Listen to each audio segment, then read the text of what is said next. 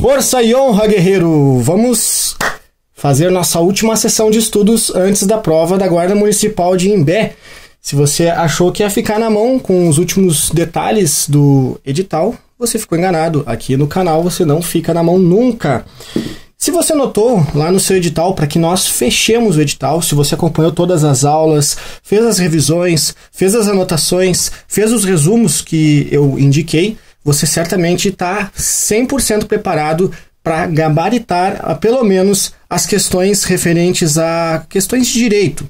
Nós tínhamos lá o edital dividido em um bloco de 14 questões de conhecimentos gerais de direito e mais 6 questões de conhecimentos específicos, que correspondia à legislação, no caso da Lei Orgânica Municipal, também ao regime jurídico municipal do município de Imbé. Hoje nós vamos tratar a respeito de um item um pouco polêmico do edital, porque dizia o seguinte, dos crimes contra os costumes. Só que tem um detalhe, desde 2009 já não é mais chamado desta maneira. E o que ele quis dizer com isso? O avaliador, o examinador, enfim, quem elaborou o edital, a banca, ela quis dizer que queria cobrar os crimes contra a dignidade sexual. Então você tem uma grande vantagem em cima dos seus colegas, porque eles provavelmente procuraram aulas no YouTube, se a pessoa está se baseando no YouTube, é claro, quem não está fazendo cursinho, quem não está tendo um acompanhamento mais específico. E a pessoa teve lá uma decepção, porque vai encontrar coisas bem antigas e tem muito material desatualizado no YouTube. Então, eles, na verdade, desde 2009, já alterou a denominação do título 6 e passou a se chamar dos crimes contra a dignidade sexual. Antes se chamava dos crimes contra os costumes. E houve uma série de alterações legislativas referentes, em especial, ao crime do artigo 213, que é o estupro, e que se encontra no capítulo 1 dos crimes contra a liberdade sexual. Então, você pensa assim, não, mas isso não está no edital. Está, justamente porque cobra dos crimes contra os costumes, que iam do artigo 213 a 234. O que a banca quis dizer com isso é que ela quer os crimes contra a dignidade sexual, que vai também do mesmo artigo até o mesmo artigo. Então nós vamos dar uma olhada por cima aqui, só para a gente não ir para a prova sem esse detalhe. E também para fechar 100%, vamos dar uma olhadinha nos crimes contra a saúde pública, que vai do artigo 267 a 285. Então pega a sua legislação aí na mão e vamos dar uma olhadinha juntos aqui. Por exemplo, no artigo 213, que é o estupro, que é constranger alguém mediante violência ou grave ameaça a ter conjunção carnal ou praticar ou permitir com ela se pratique outro ato libidinoso. Esse é o artigo 213, famoso estupro. Então temos aqui o verbo como constranger, certo? A alguém mediante violência ou grave ameaça. É necessário que, além do constrangimento, haja essa violência ou grave ameaça, certo? A série de alterações legislativas ocorridas em 2009, o que acontece? Que antes era necessário, para que se configurasse o crime de estupro, que houvesse a conjunção carnal. O que era a conjunção carnal? Era exatamente pênis, vagina.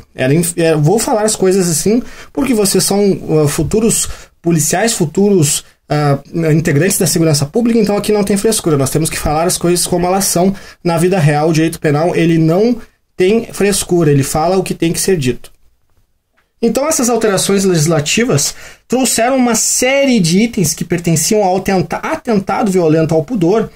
Por exemplo, quando uma pessoa fazia carícias além do limite, ou quando não ocorria em espécie a conjunção carnal, mas parava-se nos atos ilatórios, atos preparatórios, para que fosse chegado até a atividade fim, que é o estupro, então se enquadrava no atentado violento ao pudor, não conseguia se configurar o estupro.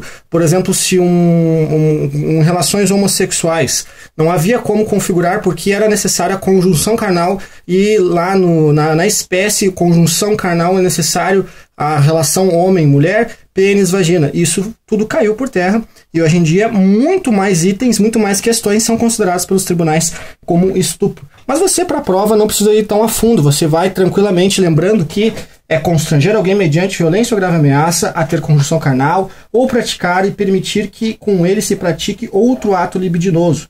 Reclusão, a pena de 6 a 10 anos, certo? Isso já trazido lá pela alteração legislativa de 2009.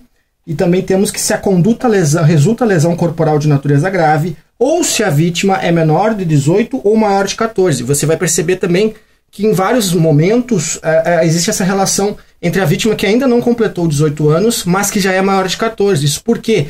Você vai em seguida perceber que existe um tipo penal específico para quem tem menos de 14 anos. E o parágrafo 2º também nos diz que se da conduta resulta a morte, a reclusão passa então de 12 a 30 anos. Então, o atentado violento ao pudor do artigo 214, justamente ele foi revogado por esta alteração legislativa ocorrida em agosto de 2009, certo?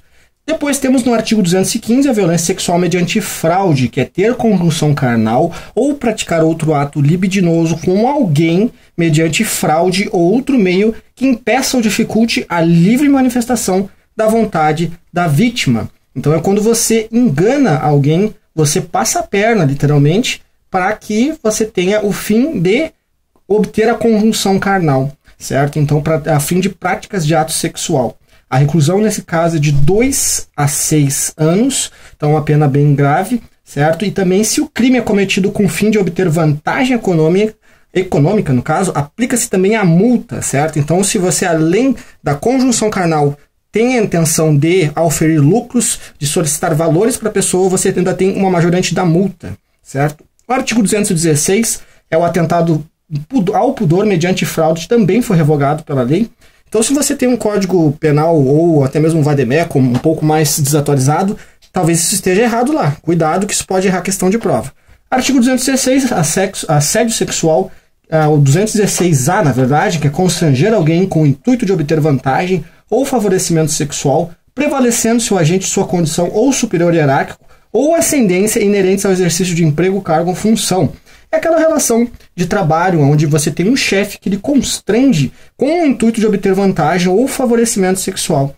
Então, é necessário que tenha, para que se configure esse tipo penal, a questão da hierarquia, certo? É necessário que seja um superior sobre um funcionário, sobre uma pessoa que está sob o seu comando.